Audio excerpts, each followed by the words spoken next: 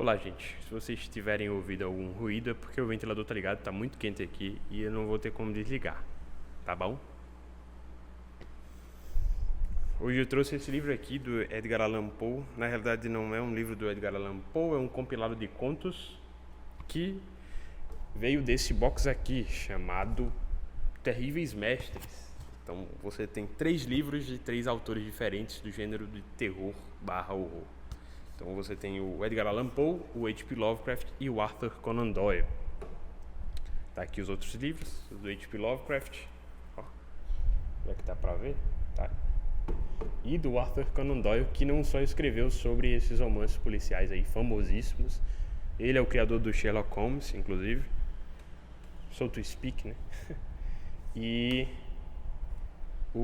tá aqui o que eu vou resenhar hoje, que é o do Edgar Allan Poe. Você vê que cada um deles tem uma ilustração que representa alguma coisa famosa dele. Por exemplo, aqui tem as asas de um corvo, que não sei se vocês sabem, mas um dos mais primorosos, mais famosos poemas do Edgar Allan Poe, uma das mais famosas obras, é o poema chamado Corvo. Então tem aqui as asinhas de um corvo, muito bonito, embora a capa seja mole, tá?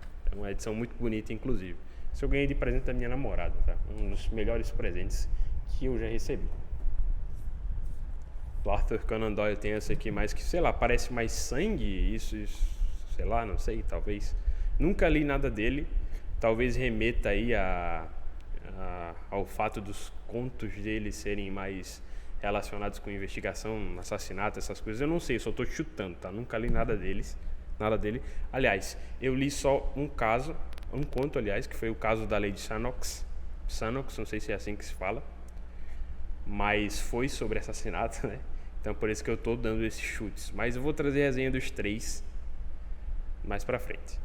E por último tem o do H.P. Lovecraft, que eu já li coisas dele, e ele tem mais essa pegada, sei lá, não sei o que isso parece pra vocês, parece mãos, parece uma coisa cósmica, verde, enfim. As capas são muito bonitas.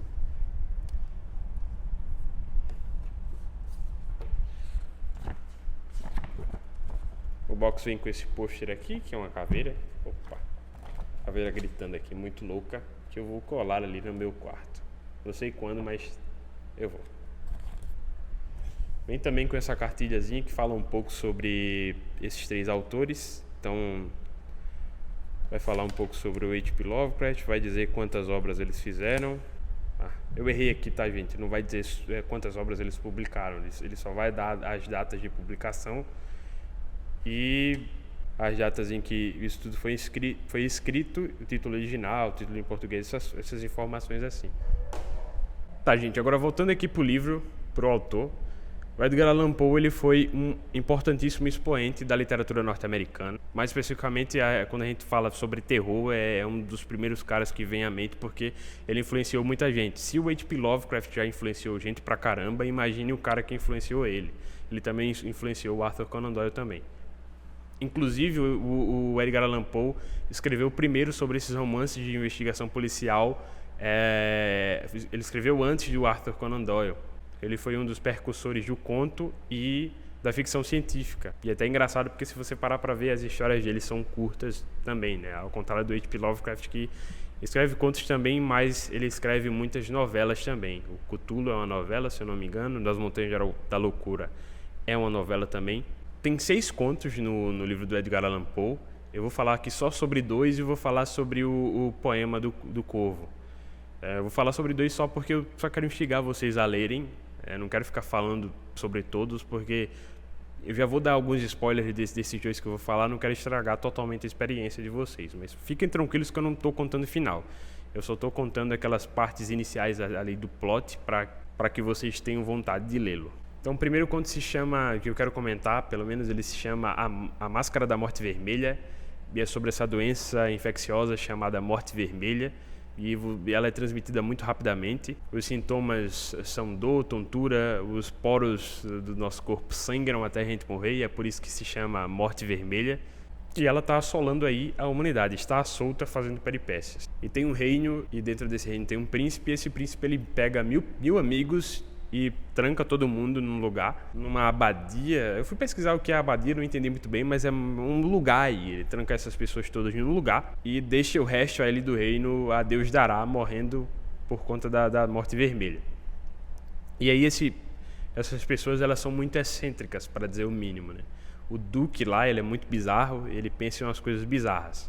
Eventualmente, esse príncipe, ele vai perceber que as pessoas precisam de algum entretenimento. E aí ele resolve dar um baile lá, em um local que tem 7 cômodos. Cada cômodo é decorado de uma maneira específica, com cores específicas. E lá perto de todos eles tem um braseiro, e quando esse braseiro ilumina tudo ali, os quartos eles ganham... quando a luz incide lá, eles ganham uma configuração diferente, fica tudo mais estranho que o normal, sobretudo o último quarto, que ele é uma mistura de preto com carmesim. Enfim, tem um relógio também que toda vez que a hora passa, ele dá umas badaladas estranhas, ele faz um som muito estranho, e todo mundo fica extremamente...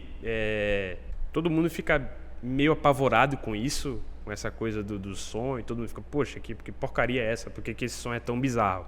Mas quando passa, as pessoas ficam, que bobagem a minha, ficar com medo disso. Mas aí a festa tá lá rolando, e de repente eles começam a perceber que tem uma pessoa lá que tá com uma fantasia muito bizarra. Gente, eu esqueci de comentar que é um baile à fantasia, tá? Então todo mundo tá com as fantasias bem bizarras, todo mundo tá vestido de forma temática. E tem uma pessoa lá que tá com uma fantasia muito estranha mesmo. E essas pessoas vão lá tomar satisfação com esse indivíduo aí que está vestido desse jeito estranho, muito parecido com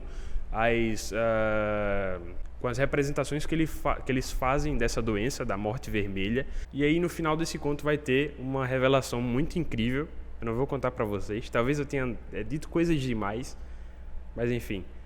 O próximo conto que eu separei para comentar se chama O Gato Preto, e é outro conto famosíssimo do Edgar Allan Poe. A história basicamente é a seguinte: tem um homem que é muito gentil, ele e a mulher dele são apaixonados por animais, e ele tem muitos animais, ele trata todos os animais que ele tem muito bem, e ele decide adotar um gato. Ele adota esse gato, e esse gato passa a ser o preferido dele. Eventualmente esse cara começa a ficar muito transtornado, ele começa a ficar com muita raiva, e ele começa a maltratar os animais.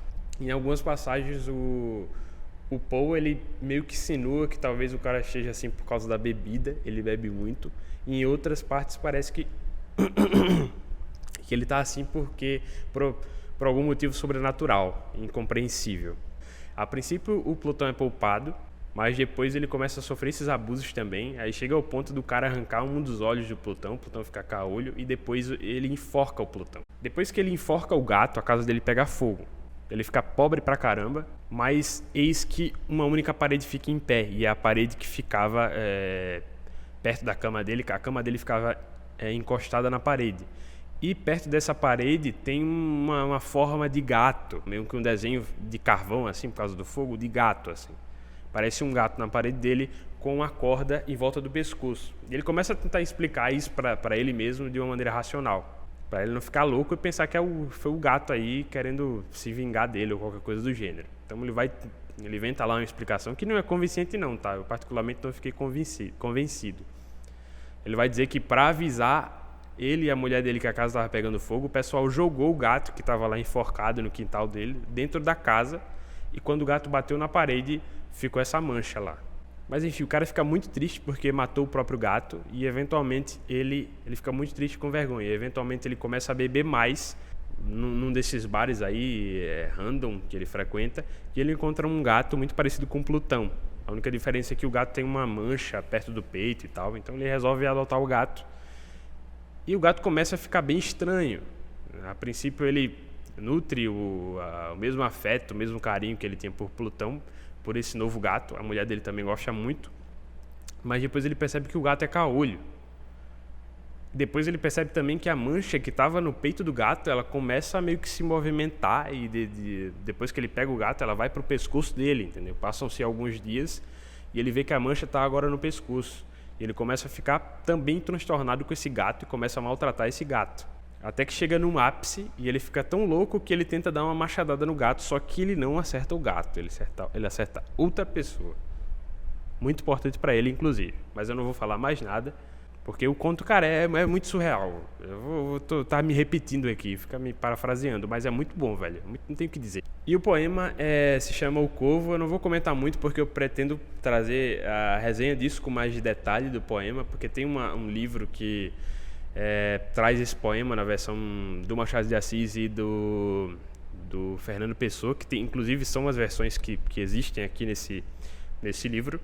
Eu não consegui entender muito bem a tradução do Machado de Assis, particularmente preferia do Fernando Pessoa por ser mais simples. Mas como eu disse, eu vou trazer esse outro livro, que eu esqueci de qual editor ele é, porque é um livro mais completo. Então você vai ter as duas traduções, a versão em inglês e uma série de ensaios. Acho que essa análise seria mais digna, porque essa é uma das obras-primas do autor. Todo mundo lembra quando pensa nele. Mas basicamente tem esse cara que está sofrendo pela morte da esposa e do nada entra na casa dele um corvo. E o corvo começa a dizer nevermore, que é nunca mais. E aí esse corvo vai falando nunca mais, nunca mais, nunca mais.